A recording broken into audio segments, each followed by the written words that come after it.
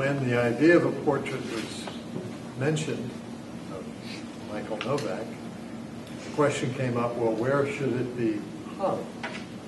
And there are all sorts of places, in Washington particularly.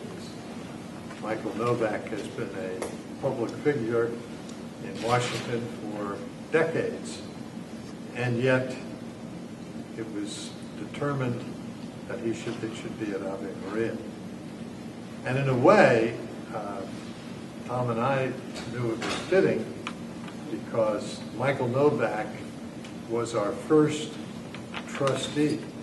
We had a number of prominent people that were on the board in those early years, but only Michael Novak stayed with us through some of the difficult period, through some of the internal turmoil that occurs when a new institution is getting going.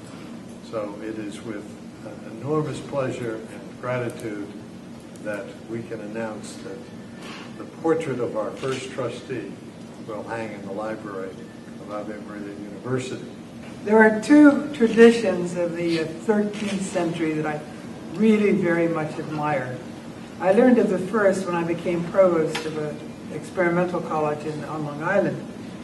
And it was that in the 1200s, the provost at Oxford had the privilege of one free murder every year.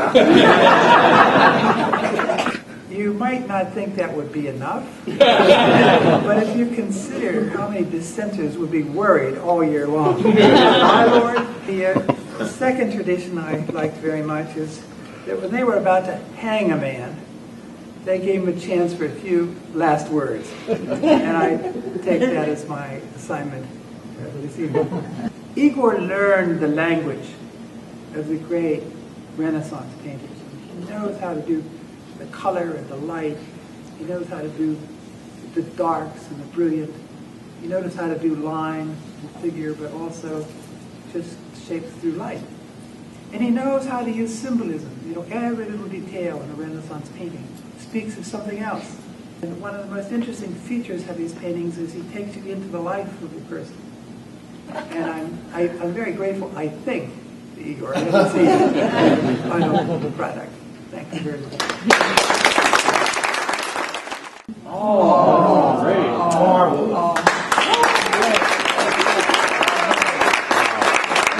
So here in this portrait, Michael and I, we were discussing what would be the best way to approach it in order to tell the story about him.